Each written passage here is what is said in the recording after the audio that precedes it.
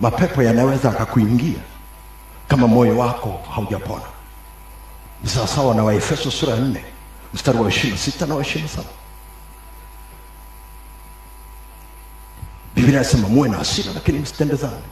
Jua lisichwe bado uchungu wenu haujawatoka, wala msimpe nafasi ibilisi. Ni Waefeso sura ya 4 mstari wa 26 na 27. Kwa hiyo ukikaa na uchungu muda mrefu zaidi ya masaa 12 kufuatana na Biblia inavyosema, inamaanisha ya kwamba unafungua mlango wa shetani kuingia.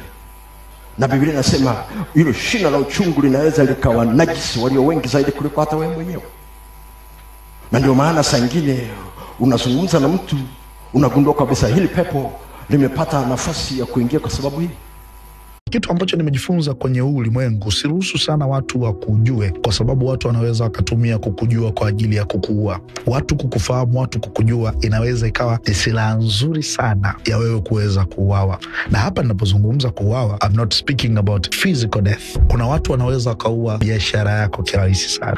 Kuna watu wanaweza wakaua mahusiano yako kirahisi sana. Kuna watu wanaweza wakaua nafasi yako ya kazi ulionayo kirahisi sana. Kuna watu wanaweza wakaua kipawa chako na neema uliopewa na Mungu kirahisi sana. Ni kwa sababu tu wanakufahamu na kukujua vizuri.